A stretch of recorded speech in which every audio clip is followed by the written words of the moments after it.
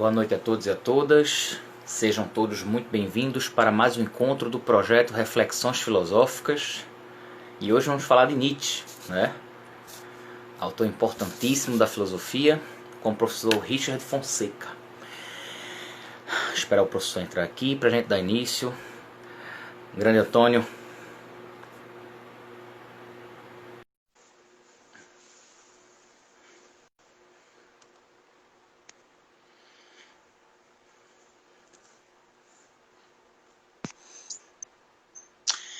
Boa noite, Fala, Hugo. Tudo bom? Boa noite, tudo bem? Tudo bem. Você, me ouvindo bem? É possível, né? Do impossível, né? É do impossível, cada dia é uma tragédia. Bom, Tá me ouvindo bem? Tá me ouvindo bem? Tá ótimo o som e a imagem estão ótimas. Olá, Bárbara. Maravilha. Bom, fazer aqui uma pequena apresentação do professor e passar a palavra a ele. Meu convidado de hoje é o professor Richard Fonseca, graduado em filosofia, mestre em filosofia, doutor em filosofia pelo ERJ, com estágio, um sanduíche, né, em Berlim, na Alemanha. Fez também vários cursos de extensão, né, na Holanda, Alemanha e por vários lugares do Brasil. É pesquisador do grupo Alteridade, Psicanálise e Educação, da UFF, integrante do núcleo de sustentação do GT Genealogia e Crítica da ANPOF. Suas principais áreas de pesquisa são a filosofia moderna e contemporânea, ética, filosofia prática e educação. E o tema que o professor vai tratar aqui conosco é ceticismo político e Nietzsche. Professor, muito boa noite, muito obrigado por ter aceito o convite. A gente já está há uns 2 meses tentando marcar essa live e finalmente conseguimos, né? Você tem a palavra. Ok, obrigado, Hugo. Obrigado, professor. Boa noite a todos, boa noite, Hugo. Em primeiro lugar, muito obrigado pelo convite. Como você falou, a gente está tentando marcar isso já há um bom tempo, né? Mas essas adversidades da pandemia. E para mim é um prazer, desde o primeiro momento em que você me convidou, eu falei, não, faço questão com certeza, primeiro pelo projeto belíssimo que você tem, gostaria de imediato aí de parabenizá-lo. Segundo, pelas pessoas que passaram aqui pela essa live, eu imagino que já esteja aí na casa dos 70, 80 lives, porque eu vejo que você tem uma produção intensa de lives aqui, né? E não apenas pela quantidade, mas pela qualidade também. Vejo os professores que passam por aqui são professores de renome, professores de ponta no Brasil, e para mim é um orgulho fazer parte desse time aí que você tem me convidado. Então, eu inicialmente, acho que é até bacana falar sobre isso, né? Eu primeiro pensei num título que era política existencial, mas eu falei, não, isso vai pegar muito direto, né? Você lembra? Falei, não, vamos devagar. Mas mesmo indo devagar, eu pensei num título, ceticismo político, que eu imagino seja também causa um certo estranhamento, né? Principalmente para quem estuda Nietzsche, ou para quem seja de fora, né? Ceticismo político em Nietzsche, o que vem a ser isso? Mas eu, antes de mais nada, eu gostaria de contextualizar, né? Mandar um abraço, aproveitar aqui o espaço, mandar um abraço para o meu amigo Edenilson, que faz parte do GT também, Genealogia e Crítica, que nós criamos na ANPOF. A gente tem apenas 1 hora, né? Então tem que ser bastante objetivo falar nas questões. Eu pensei a questão do ceticismo político em Nietzsche, principalmente pela questão, é óbvio, da política, né? Então, política em Nietzsche é um tema muito importante, mas, ao mesmo tempo, é um tema delicado, né? Ele é muito delicado, esse tema do Nietzsche. Só para situar, para quem está nos ouvindo, falar um pouco do Nietzsche, né, da importância dele na filosofia e dessa figura. Nietzsche é um filósofo alemão da segunda metade do século XIX, nasce em 1848 ou 44, se não me engano, falece em 1900, e 1044. E a influência do Nietzsche em diversas áreas, mas sobretudo na política, é uma influência, por um lado, controversa, por demais, e por outro lado, parece que um pouco incipiente. E ela tem as suas razões, né? De por que trabalhar Nietzsche política tem lá os seus problemas históricos, mas também tem seus problemas teóricos. Do ponto de vista teórico, o próprio Nietzsche chama atenção no Esse Homo de que ele seria antipolítico. Então, isso já é um debate por si só. Do ponto de vista histórico, e aí acho que é importante situar isso, eu gostaria de situar, inclusive, uma passagem do Habermas. Não sei se é de conhecimento de todos, mas em 1968, o Habermas, ao lado do Blumenberg e de outros 2, eles editaram uma série de livros, e houve um livro específico editado em homenagem ao Nietzsche, em 1968, chamado Conhecimento e Interesse. E eles selecionaram os textos, né, você tem o livro aí, Ok. Com textos do Nietzsche, né? É. Com textos do Nietzsche. E aí, então, nem sabia que havia tradução para o português. Neste livro, o Habermas ele faz o pós-fácil e, como o Hugo agora nos mostrou, né, tem a tradução para o português. No pós-fácil, o Habermas ele chama a atenção de que o Nietzsche ele foi muito requisitado no entreguerras por autores, por teóricos de diferentes matizes, né, por autores de direita, autores de esquerda. Mas o Habermas ele faz uma exposição muito interessante sobre o pensamento do Nietzsche, mas ele não perde a oportunidade, diante de fazer essa exposição, falando sobre vontade de poder, falando de temas importantes, ele chama a atenção de uma coisa, quase que uma profecia, assim tentava Habermas, né? O Habermas diz que o Nietzsche não teria mais nada a oferecer. Então, em 1968, o Habermas escreve nesse livro, no pós-fácil, né, ele diz que o Nietzsche determinou as mentalidades da época, os teóricos como Carl Schmitt, Heidegger e Arnold Gehlen, porém, diz o Habermas de modo categórico, Nietzsche não tem mais nada a oferecer, isso já é uma história superada, o pensamento do Nietzsche. Isso em 1968. Isso não se confirma, né, essa profecia, o Nietzsche acaba influenciando muito outras gerações, sobretudo no campo político.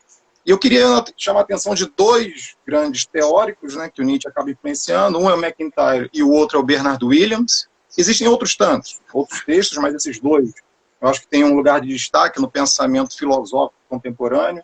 Em 1981, o MacIntyre publica um livro chamado Depois da Virtude, e é um livro que o MacIntyre dialoga diretamente com Nietzsche, não apenas dialoga, né, ele reconhece a importância do Nietzsche para a identificação de alguns problemas na filosofia moral contemporânea.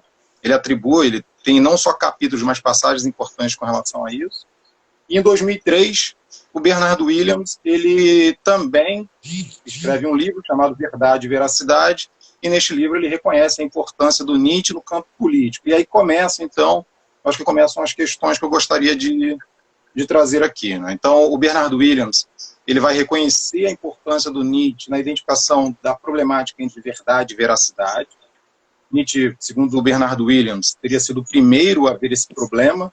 Problema, nas palavras do Bernard Williams, que determina sobremaneira tanto o pensamento quanto a cultura contemporâneas, né? Esse impasse entre não acreditarmos numa verdade e termos um impulso por uma veracidade. Para o Bernard Williams, isso vem do campo político, embora o Nietzsche ele trabalhe muito no campo teórico sobre essas questões. Então, em 2003, o Bernard Williams faz isso, e à luz também, reconhecimento do próprio Bernard Williams, à luz da genealogia nietzschiana. Ok, então nós temos aqui duas grandes referências, não são as únicas, né, mas duas grandes referências que mostram que aquela profecia habermasiana não teria logrado êxito. Porém, tem um problema de ordem política aqui.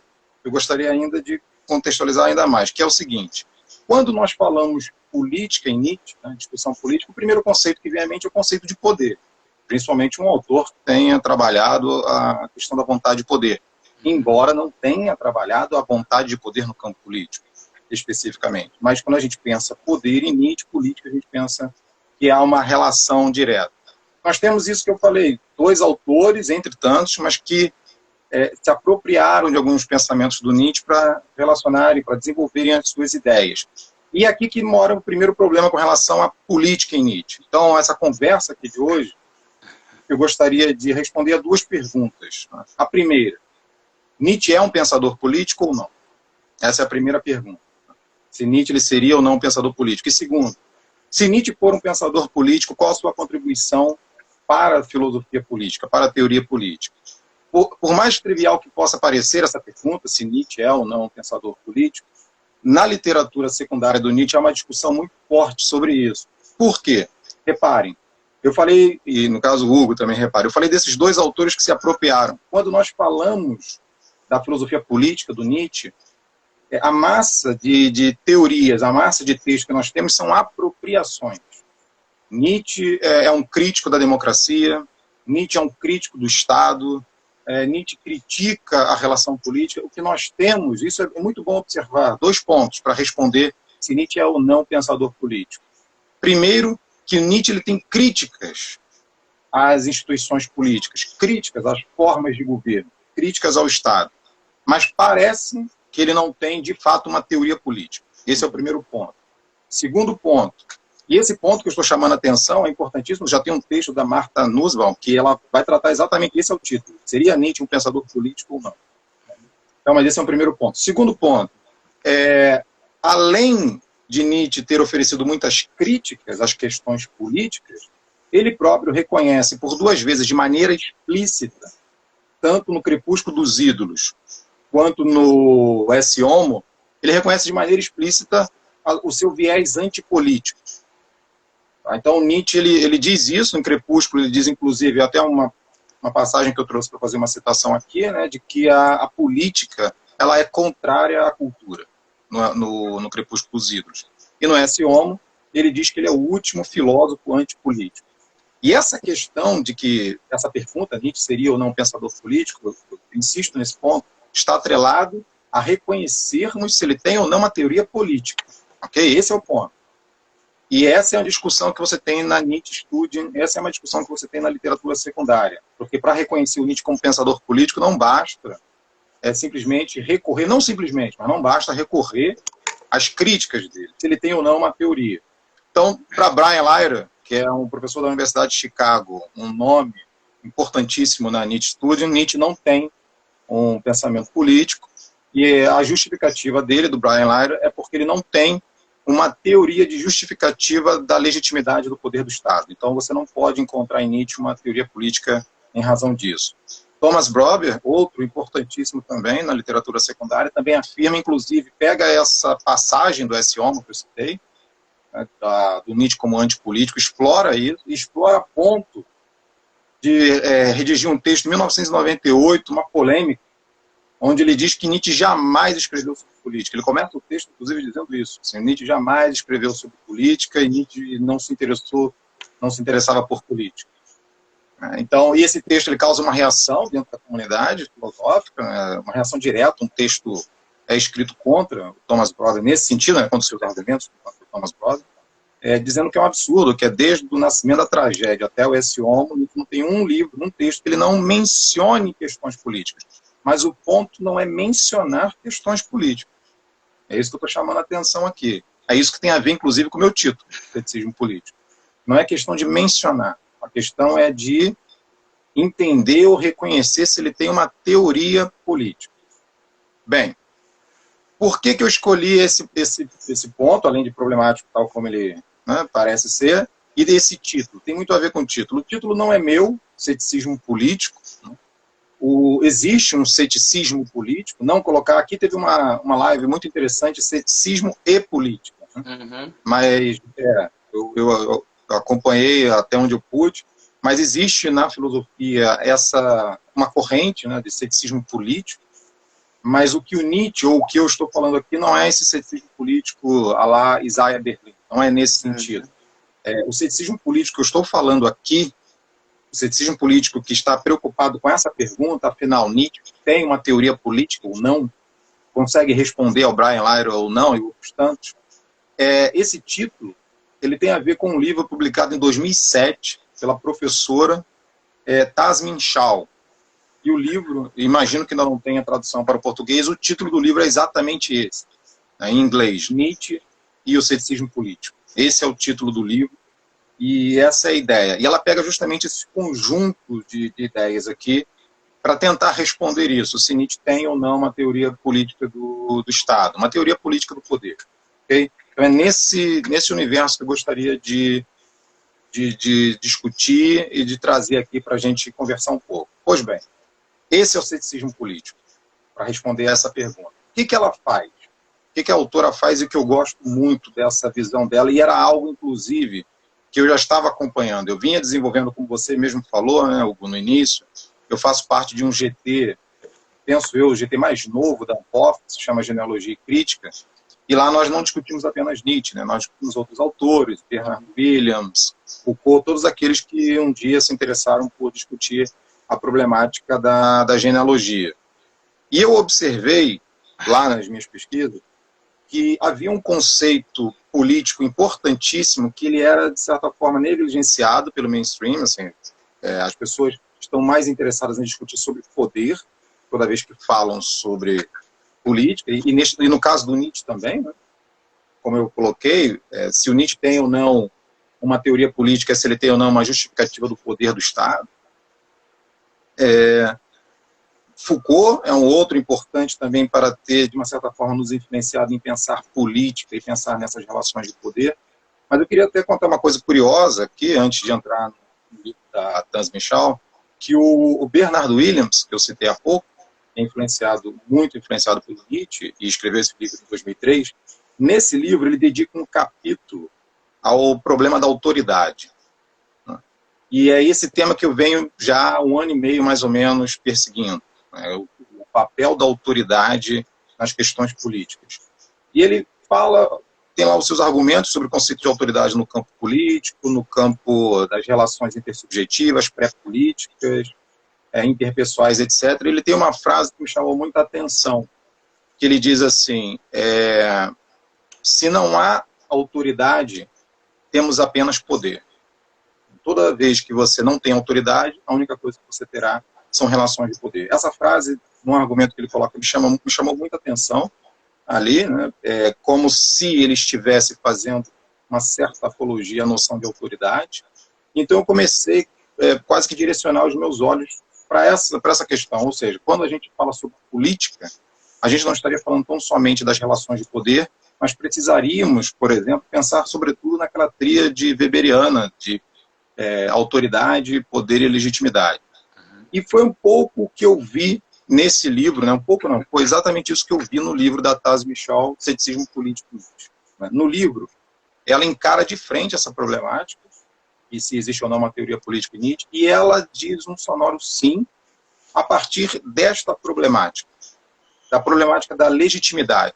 Então, o que ela vai trabalhar é justamente a ideia da legitimidade de Nietzsche, dizendo que o problema para Nietzsche, em termos políticos, é como que fica a questão da legitimidade do Estado. Então, como Nietzsche investiga, como Nietzsche discute a legitimidade, tal como os contratualistas também discutiram, né, mas qual a influência para o Nietzsche do problema da legitimidade do pensamento dele, é isso que irá configurar se ele tem uma teoria política ou não. E eu gosto muito dessa observação dela. Ela situa a problemática no jovem Nietzsche. Ela, na verdade, ela recua um pouco. Na pesquisa sobre o Nietzsche, a gente tem por hábito, o caráter didático, dividir o Nietzsche em 3 fases, né, de modo meramente didático, não supondo uma evolução ou uma certa unidade. Existiria um primeiro Nietzsche, um Nietzsche metafísico, muito preso às premissas da publicação do Nascimento da Tragédia. Um segundo Nietzsche, ali no início do Humano Demasiado Humano, de 1878. E um Nietzsche, o terceiro Nietzsche, chamado Nietzsche Maduro, ou Vontade de Poder, pós-Guerra Ciência. Né? Então, existem esses 3 Nietzsche. Ela situa a problemática do ceticismo político do Schopenhauer como educador até o Guerra Ciência.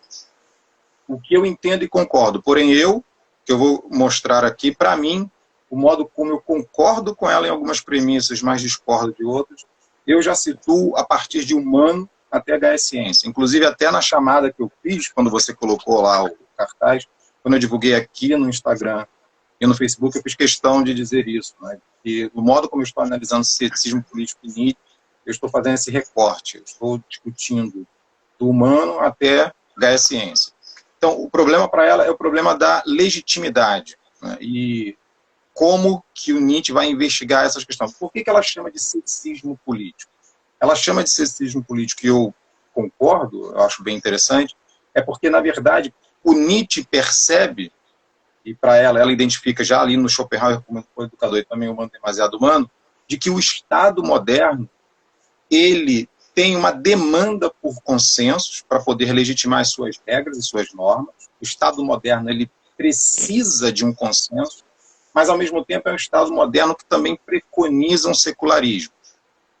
Então, se ele preconiza um secularismo, ele precisa de um consenso para legitimar as suas regras, ele estaria num certo paradoxo, porque numa sociedade secular, assim, os argumentos dela, né, você não conseguiria o consenso justamente pelo sossobrar, pela falta desse fundamento religioso, esse fundamento metafísico.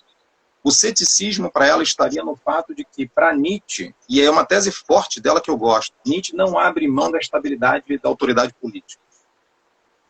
diferente do que se diz, diferente do que se pensa. Essa é uma tese forte dela. Para Nietzsche está interessado, sim, em ter uma autoridade política, ou pelo menos uma estabilidade da autoridade política. E o paradoxo, o caráter cético do Nietzsche está de que isso que ele vê como importante para a política, ter uma estabilidade de uma autoridade, no Estado moderno é impossível. E ela usa essa palavra, é impossível, Nietzsche percebe que é impossível, e aí está todo o ceticismo do Nietzsche. E o que ela vai dizer é que é justamente aí que a gente precisa ver o valor do pensamento do Nietzsche, nessa incompatibilidade, nessa dificuldade, nesse reconhecimento desses dois problemas. Eu concordo com ela, porém, eu vejo de uma outra forma. Como eu disse ainda há pouco, né, eu olho muito mais para o conceito de autoridade. E aí tem uma coisa importante em Nietzsche, né? E aí tem uma coisa importante a gente observar. O Hugo me falou, quando a gente estava conversando, de que também trabalhou Nietzsche, que trabalhou, inclusive, política em Nietzsche, né? Então, o Hugo certamente sabe, quem está nos ouvindo, que, de um modo geral, quando você vai trabalhar política em Nietzsche, as pessoas tendem a direcionar o seu olhar ou para o primeiro período, e eles vão fazer especificamente Schopenhauer como educador, porque ali, neste texto do Schopenhauer como educador, o Nietzsche ele vai tecer várias críticas ao Estado de um modo geral. Então, nesse primeiro momento, os dois textos balizares para discutir Nietzsche e a política são Schopenhauer como educador e aquele texto que o Nietzsche fez, o Estado grego. Então, as pessoas têm por hábito pegar esses dois textos e discutir ali e mostrar que a ideia do Nietzsche, a crítica do Nietzsche ali, nesse primeiro momento, se faz como uma contraposição ao Estado e uma valorização da cultura. Então, as pessoas têm o costume de pegar essa primeira parte ou a última, a parte da genealogia da moral, para mostrar a impossibilidade da formação do Nietzsche com relação ao Estado, para mostrar que Nietzsche não estava realmente preocupado com o caráter político, e como que para Nietzsche a instituição de um Estado tem um caráter arbitrário, coercitivo e violento. Então as pessoas costumam pegar esse outro momento. Pouco se estuda nesse período intermediário. E chamar uma atenção aqui, uma coisa que eu havia esquecido. A Taz Michal, como eu disse, o Brian Lyra se opõe a essa ideia. Mas o Brian Lyra fez uma resenha do livro dela, que é curioso, disponível na internet. Eu, quando eu fui ler a resenha, já esperava, né? Eu falei, ele vai criticá-la, certamente. A resenha, o Brian Lyra eu conheci quando ele esteve aqui no Rio, é uma pessoa super generosa, mas é uma pessoa que também tem um olhar muito crítico, muito sério com relação ao estudo do Nietzsche. E é interessante que a resenha está disponível na internet, né, do livro que ele faz, da resenha que ele faz no livro dela. Ele começa elogiando e chama a atenção justamente disso que eu estou tentando chamar a atenção aqui, que eu estou insistindo. Na pesquisa sobre Nietzsche, raramente você vai encontrar algum texto, mas raro, que discuta segundo período, que discuta a relação da política ali e que discuta a problemática do poder do Estado moderno, que Nietzsche pensa sobre o Estado moderno. Que, em geral, quando você tem isso, imediatamente as pessoas falam que o Nietzsche se critica o Estado moderno e já faz uma certa apologia ao Estado grego e tenta, na substituição do Estado moderno, colocar o lugar da cultura. Mas dificilmente você tem alguém que vai trabalhar essa problemática, por exemplo, da legitimidade do poder do Estado. E o Brian Lyra é muito generoso na resenha, chama a atenção disso, da originalidade, digamos assim, dessa terceira margem do rio na discussão ali sobre a política e Nietzsche, só que ele não vai concordar. Assim, ele não concorda com algumas premissas dela, e principalmente o que ele diz, o que aí eu já não concordo muito com o Brian Lyra, o que ele diz ok, muito interessante, mas eu não consigo ver se isso realmente era um problema para o Nietzsche. Eu não consigo identificar que isso de fato era um problema.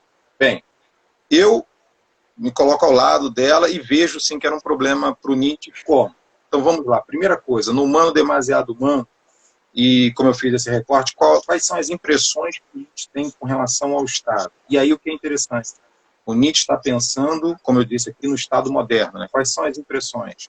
Se a gente for olhar no Humano, todas as vezes que o Nietzsche vai falar do Estado moderno, ou ele vai falar do Estado, ou ele vai falar das formas de governo.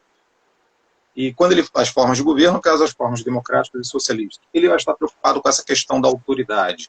E ele vai chamar a atenção de que de fato, tal como a Taz Michal diz, você perdeu a noção de autoridade. A autoridade não se coloca mais no Estado moderno. O Estado ele não tem mais essa força da autoridade porque ele perdeu o seu fundamento religioso e perdeu o seu fundamento metafísico. Mas acho que uma pergunta aqui que a gente tem que se fazer, do ponto de vista não apenas na literatura filosófica do Nietzsche, mas uma literatura filosófica política, de um modo geral, é o que é autoridade, né?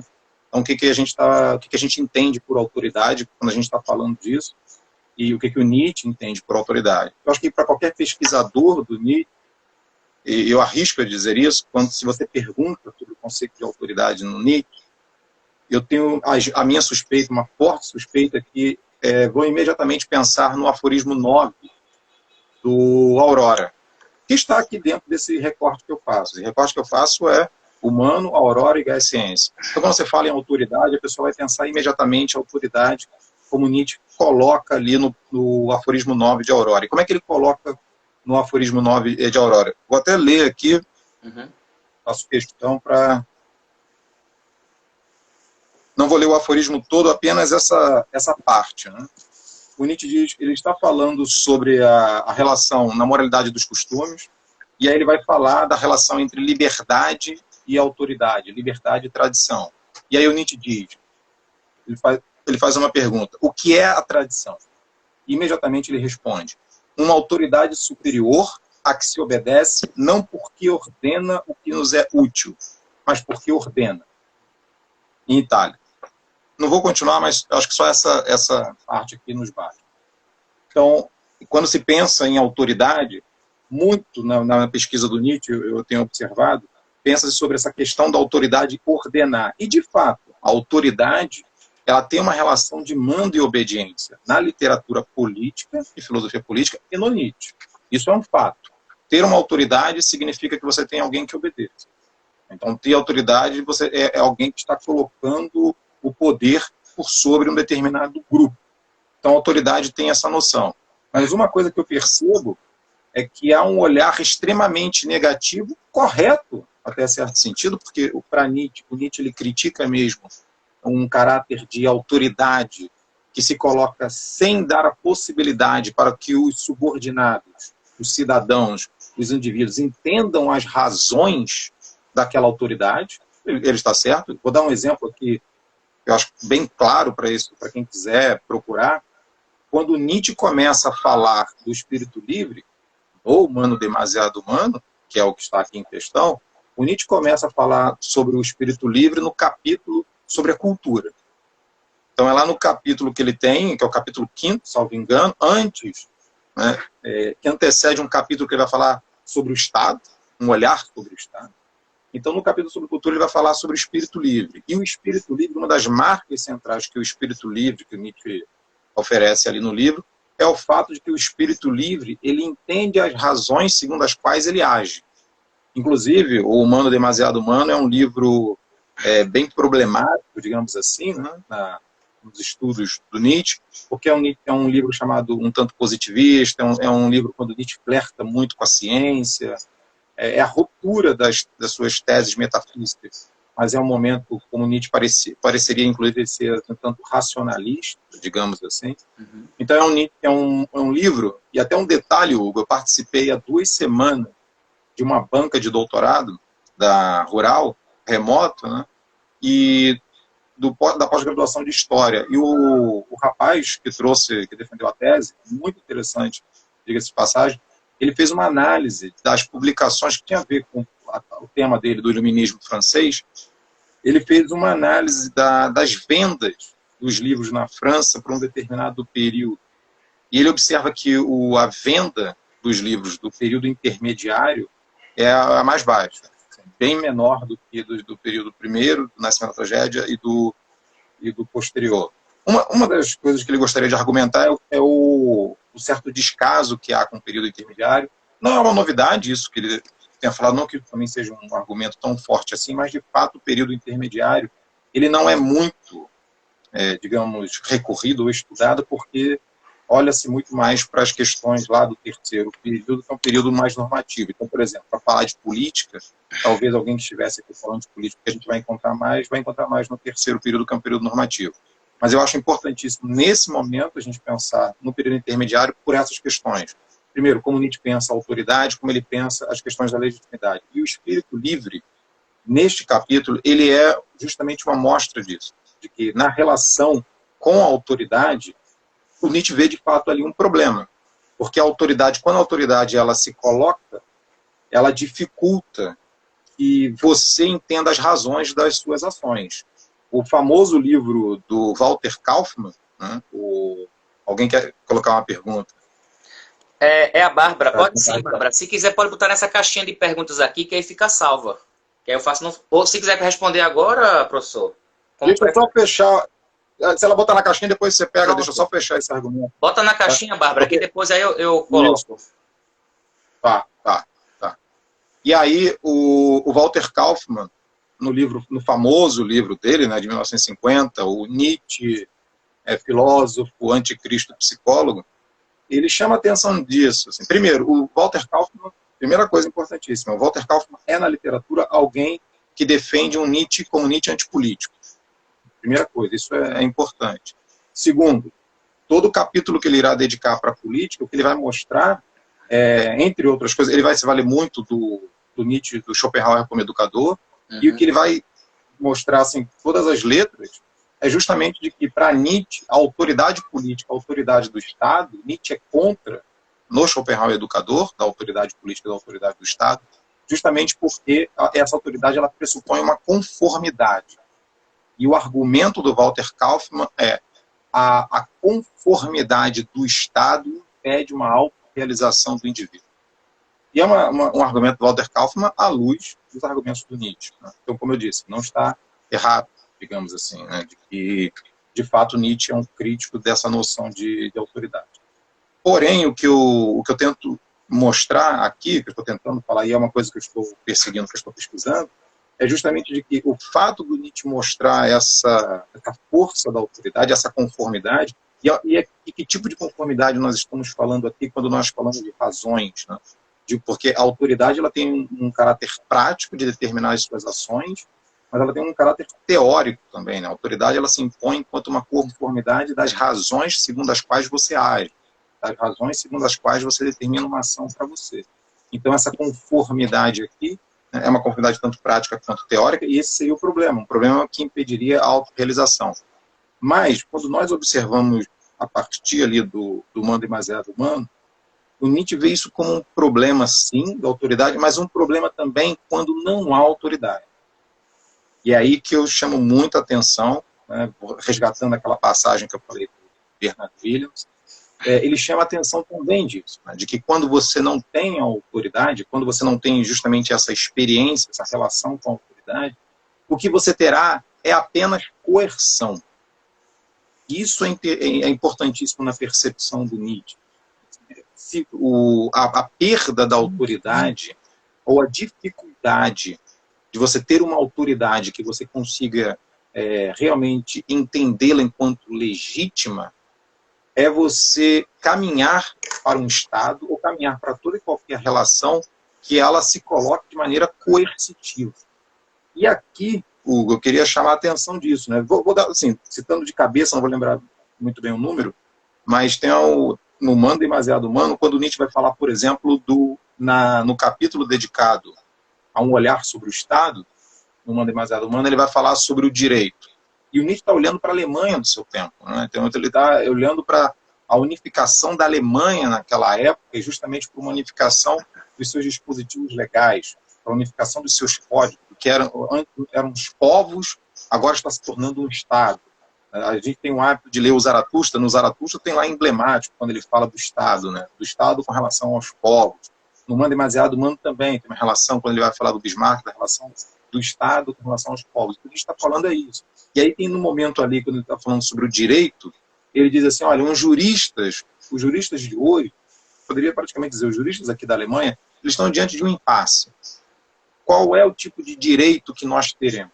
Qual é o tipo de legislação que nós teremos agora para a sociedade?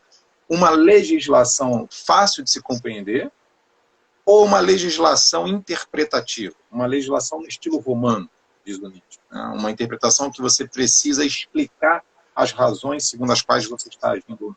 E é interessante nesse aforismo do Humano Demasiado Humano que ele diz, olha, o que nós teremos agora será, é óbvio, né, praticamente anunciando, vai ser um direito que ele vai ser numa tentativa de explicar as razões segundo as quais, num Estado unificado, para que você explique por que você deve agir ou não dessa forma, num código penal, etc, etc.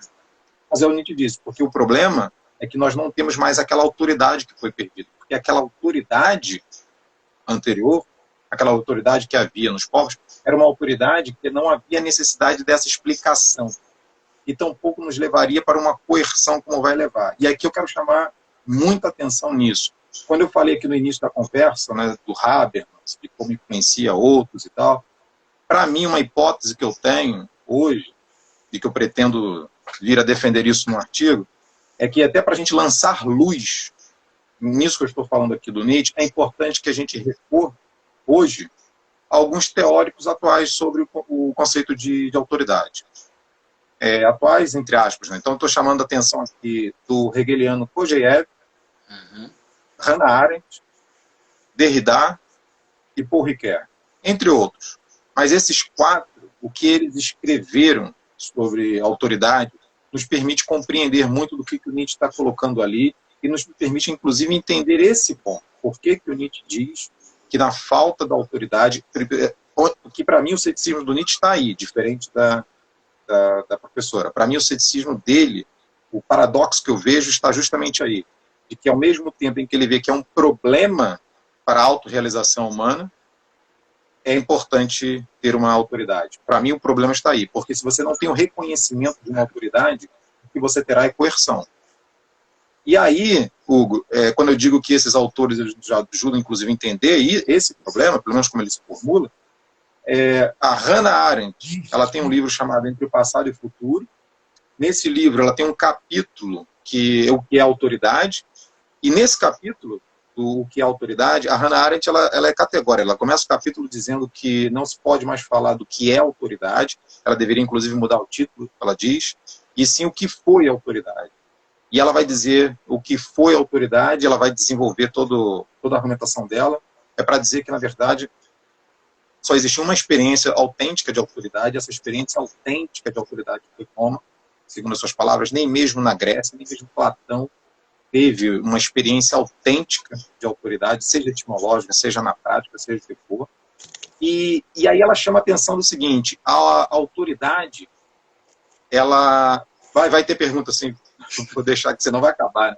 Eu vou encurtar aqui e aí vou passar para a pergunta.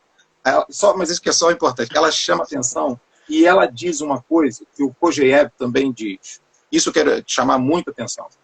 Ela chama atenção do conceito de autoridade. Para Hannah Arendt, é histórico. Ela está desenvolvendo do ponto de vista histórico. Kojève, o hegeliano Kojève, desenvolve um livro chamado A Noção de Autoridade. Ele tem um livro chamado A Noção de Autoridade. Hannah Arendt, no livro Entre Passado e Futuro, tem um capítulo chamado O que é Autoridade. Ela tem uma visão histórica, ele tem uma visão conceitual. Ele vai dizer, minha visão aqui é ontológica e psicológica. E aí, ele diz o seguinte, ele diz, eu gostei da colocação dela. Legal. Tanto Hannah Arendt quanto Kojève, eles dizem uma coisa que é muito interessante, Hugo, que eu acho que para a gente que estuda filosofia, conceitualmente é importantíssimo. Os dois, e um sem citar o outro, detalhe. Eles não, no livro ou no texto há uma citação direta ou indireta dos dois. Os dois dizem o seguinte, a autoridade, toda autoridade, quando ela se coloca, a autoridade, ela dispensa coerção e persuasão. Os dois dizem isso. Se há autoridade, não há coerção ou persuasão. Não pode existir. Se você tem que persuadir alguém, é porque você não tem autoridade, seja enquanto líder, seja enquanto instituição. E se você tem que coagir fisicamente ou ter uma certa coerção, é porque também não tem autoridade. E por isso que eu digo que é muito interessante quando você olha em retrospecto para esses autores e percebe o que ele está falando. O que ele está falando é justamente isso. A perda da autoridade irá nos levar para um estado extremamente coercitivo. E acrescenta, no Humano Demasiado Humano, ele vai chamar a atenção das instituições militares. As instituições militares de hoje, também elas precisam desse caráter de subordinação, né? elas precisam de um reconhecimento de autoridade, um reconhecimento autêntico, não um reconhecimento coercitivo. E aí o Nietzsche diz, também agora será impossível ter um reconhecimento autêntico, porque com essa perda da autoridade nós teríamos uma dimensão coercitiva. Eu tenho mais coisa para falar aqui, mas se o rapaz queria colocar a pergunta, ele já colocou na caixa? Deixa eu ver aqui na caixinha. Não, na caixinha foi a Bárbara, ela botou assim: tenho a impressão que Nietzsche não sabia o que era pior, se era mandar ou obedecer. Ela disse que ia colocar só um comentário, porque não coube a pergunta dela, né? E Não, perfeito. Pode comentar. Pode falar. Não, por favor, fala. Não, é porque quem perguntou que se ia ter pergunta foi até um professor que participou aqui conosco, o Rineu Quinalha, que é um especialista em Platão. Estou esperando a pergunta, viu, professor? Bota aí a pergunta aí nessa caixinha que tem interrogação aí, que ela fica salva. Por favor. Ó, ele até já botou a pergunta já aqui. Vamos lá. Parabéns, professores. Por favor, tem uma pergunta. Pedindo desculpa já pela ignorância. Considerando a relação fogosa de Nietzsche com o Estado, seria possível associá-lo ao anarquismo ou vice-versa? Perfeito. Deixa eu, primeiro da Bárbara, né? Só uma questão de ordem, como ela colocou. A Bárbara fez um comentário, parece que o Nietzsche não entendia a relação entre mandar e obedecer. Então, Bárbara, é isso que eu achei bacana a sua colocação, mas é justamente isso. Para mim, Nietzsche tinha muita clareza com relação a isso. E Bárbara, a relação entre mando e obediência, né, pelo menos na história da filosofia, quando a gente fala disso, relação, a gente pode falar aqui da autoridade, tal como eu coloquei, a relação senhor-escravo, que uma das categorias, não é a única, uma das categorias da relação da autoridade, daquele que manda e daquele que obedece, é a relação senhor-escravo, uma categoria conceitual, tal como Hegel colocou na Fenomenologia do Espírito. E eu recomendo fortemente a leitura desse livro que eu falei, a definição de autoridade do Kojève, porque o Kojève vai mostrar também categorias que nós temos da relação de autoridade. E aqui o tempo é curto e a coisa é muito objetiva, mas eu queria chamar a atenção, Bárbara, e os que estão me ouvindo, essa questão ela vai ganhar terreno em muitas outras áreas, na psicanálise, por exemplo. Na verdade, eu entrei por esse tema, eu falei do Bernard Willis, mas foi pelo grupo de discussão sobre psicanálise. O Freud vai discutir a relação da autoridade com as massas, né, dos líderes com a massa. Então, a relação de autoridade, ela não está circunscrita ou limitada a uma relação senhor-escravo, quem manda ou quem obedece, nessas figuras do Estado, mas quando a gente observa do ponto de vista sociológico, Richard Sennett tem um livro, Autoridade, talvez acho que seja o mais recente dessa turma toda que escreveu sobre autoridade, seja o Richard Sennett. E ele já é um livro mais robusto, que ele vai mostrar que, do ponto de vista sociológico, psicológico, filosófico, nós estamos falando de uma relação de mando e obediência, mas em diversas categorias, na categoria do senhor escravo, na categoria do pai, do filho, do professor e do aluno, categorias do ponto de vista sociológico, filosófico e psicológico. Então, Bárbara, só para mostrar como é complexo isso, né, então, essa sua pergunta, essa sua colocação, melhor dizendo assim, o que eu vejo é que o Nietzsche tinha, assim, clareza, e eu dou até aqui uma sugestão, uma referência, além disso que eu estou falando, de olhar no humano, demasiado humano, como que isso estará configurado no Aurora e depois no Gaia Ciência. O Zaratustra tem uma parte importantíssima quando o Nietzsche vai definir a vontade de poder.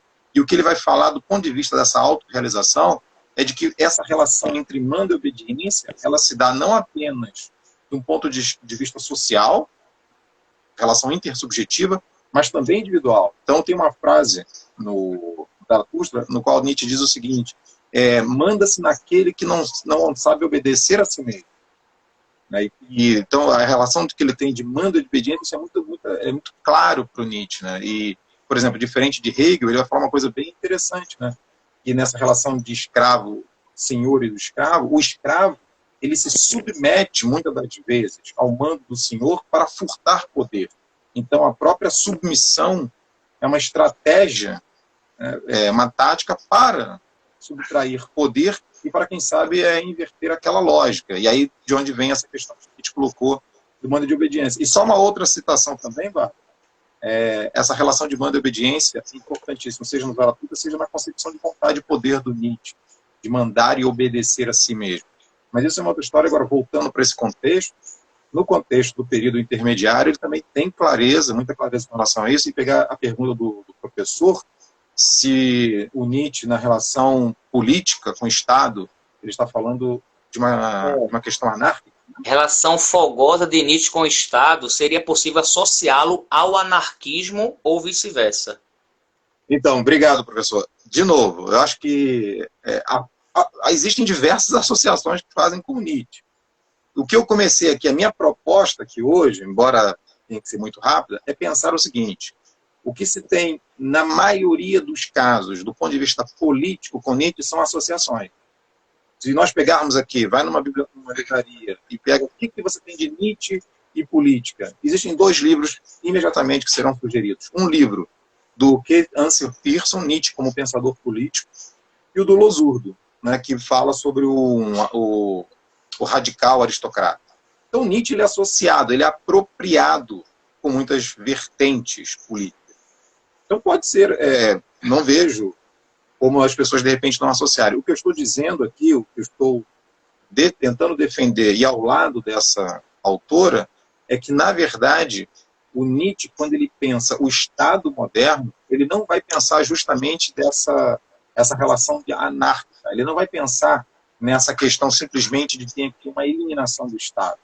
O que ele vai pensar, na verdade, eu tenho uma certa dificuldade de conceber, tal como os contratualistas, essa questão de que eu vou reconfigurar a legitimidade do poder institucional por uma racionalidade.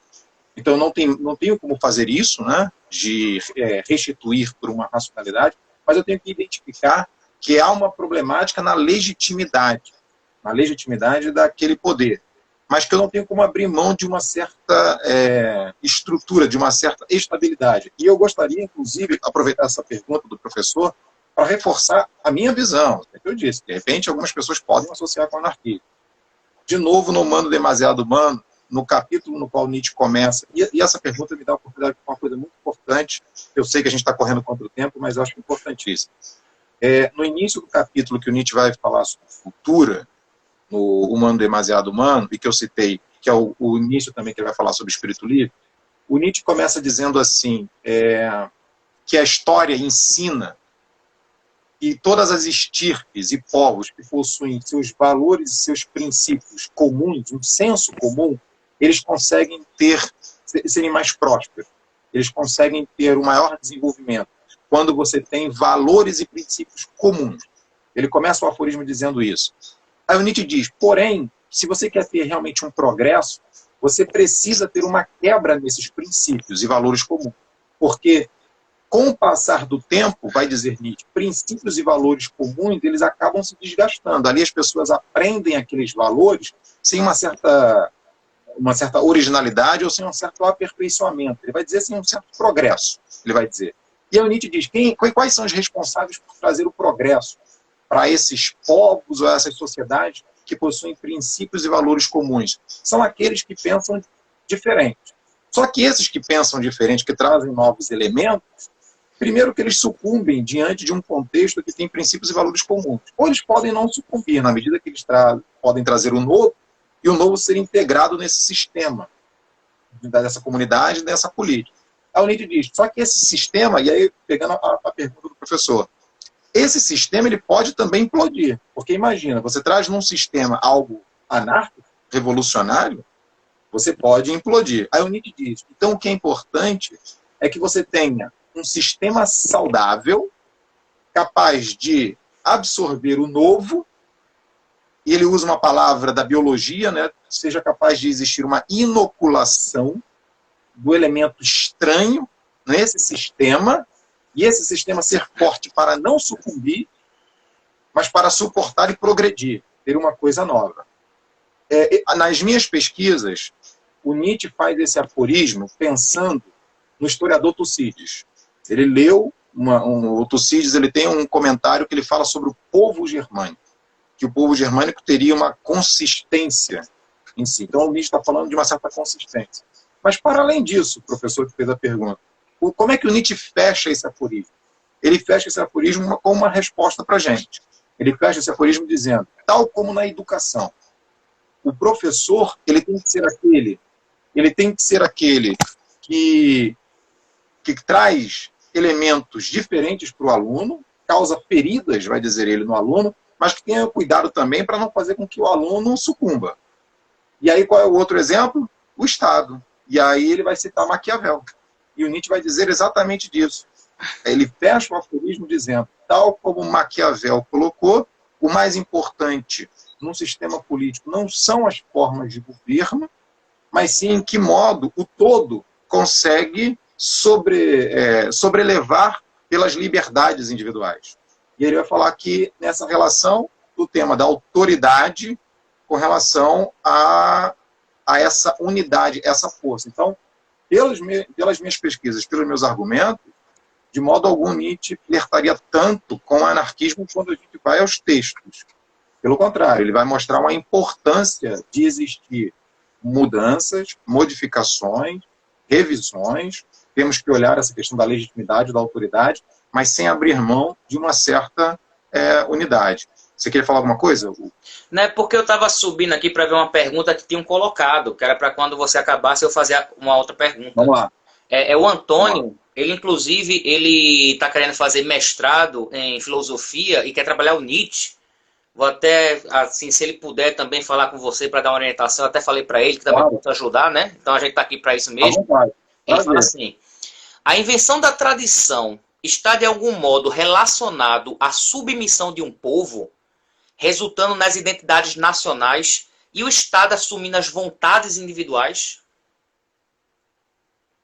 Olha, não, pergunta excelente. Até me ajuda a adiantar algumas coisas aqui, e eu sei que a gente está caminhando aí para... Deve ter uns 10 minutos, né? 8. 8. Olha só, pergunta muito boa, e como o Hugo falou, fico à vontade, por favor, para te ajudar. Eu só queria aproveitar a sua pergunta para dizer o seguinte, você tocou num ponto muito importante, que é a questão da tradição, tá? A tradição, ela está diretamente relacionada a essa questão da autoridade, e como que a autoridade se coloca numa perda de tradição. A Hannah Arendt vai trabalhar isso muito bem lá no Entre Passado e Futuro, nesse aforismo que eu coloquei. Pois então, isso que você colocou é muito legal. O Nietzsche, ele tem uma passagem nos postos que ele diz o seguinte, vou tentar assim, de cabeça falar mais ou menos. Ele diz o seguinte, no início, quando se está tratando de moralidade dos costumes, falando de moralidade, no início tudo é coerção. Só há coerção. Quando que a coerção ela cessa? Ela só cessa quando há uma tradição. Quando a tradição ela surge, você tem então uma qualificação para ter ações boas.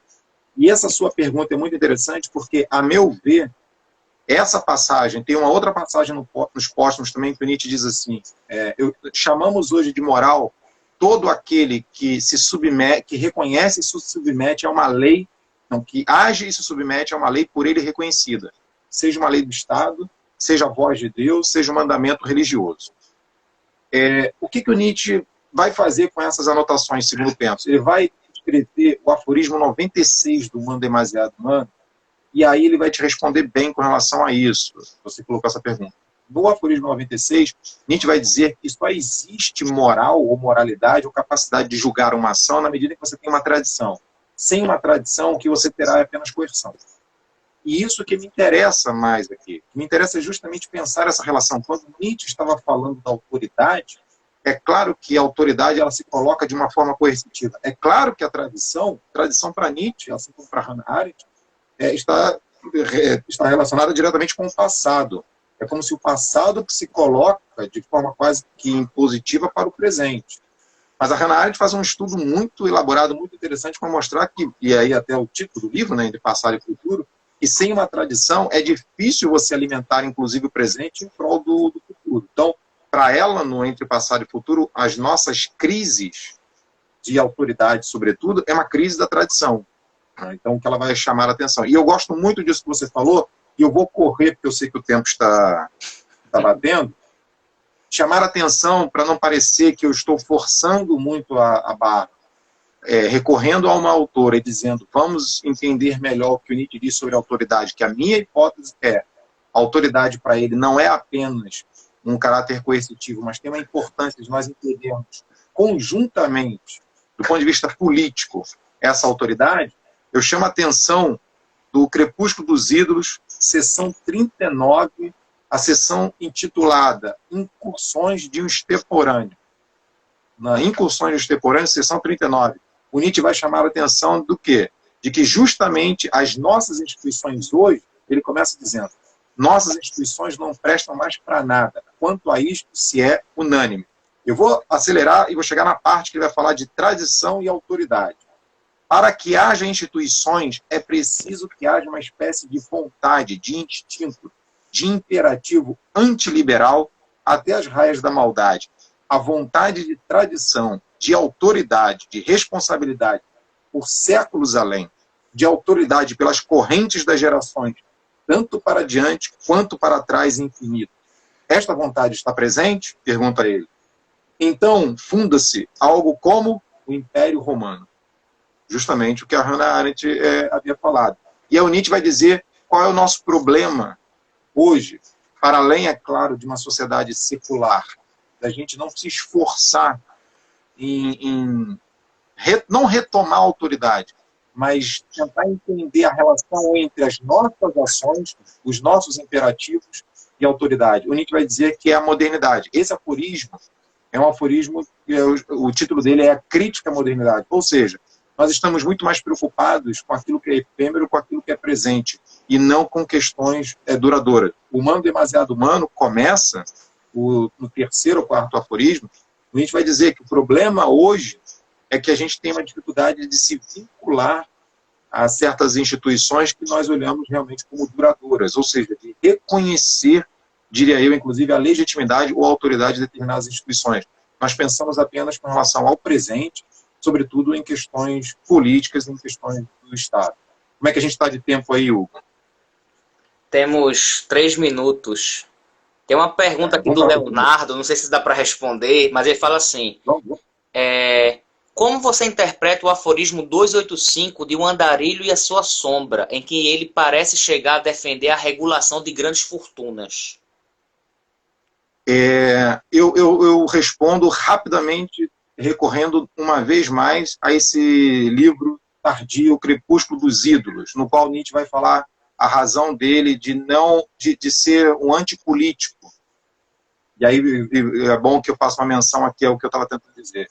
O Nietzsche vai dizer que aquele tipo de política é praticado na Alemanha e aquele tipo de economia que é praticada na Alemanha, com aquilo o ser humano perde muito tempo. Você perde muito esforço com aquela tal grande política e com aquela economia, aquela regulação de mercado como estava lá. Que era mais, por isso que ele é antipolítico. Aquele tipo de política, tipo de economia, o Nietzsche ele vê como um grande dispêndio de força desnecessário do ser humano. Então, esse aforismo do Crepúsculo, eu acho que responde bem a sua pergunta, e essa é uma questão interessantíssima, para pensar a questão da economia no pensamento do Nietzsche. Hugo. Agora... A gente tem 1 minuto e meio, não dá para fazer perguntas mais, eu tenho aqui até algumas, mas eu queria já adiantar... Desculpa aí, Hugo. Não, que é isso, por favor. Queria até adiantar aqui ao pessoal que esse meu projeto do Reflexões Filosóficas pelo Instagram, eu vou dar um encerramento a ele no dia 9 de outubro e vou começar um novo projeto aí no YouTube com um tempo maior, que é um curso livre de História da Filosofia. E aí o próprio professor fez a pergunta, ele vai me ajudar na questão da filosofia antiga, né? Ele é um especialista em Platão, eu vou convidar professor, vai ser uma coisa bem mais ampla, aulas de 2 horas, que é para poder fazer com que o pessoal se interesse, ou até mesmo quem já faz o curso de graduação, para ter uma base ali. E quando chegar em Nietzsche, que provavelmente vai ser só no ano que vem, você estará convidado, pode ter certeza disso. E aí eu quero trabalhar esses autores de uma forma mais ampla, assim, 3 aulas de 2 horas. Então eu quero 3 professores com abordagens diferentes de temáticas. Inclusive o professor Ildenício também é nietzschiano. Ele será um outro convidado para Nietzsche. E um terceiro, eu já estou pensando no Renato Nunes Bittencourt, que talvez você deva conhecer. Né, que trabalha o Anticristo, né, trabalhou o Anticristo.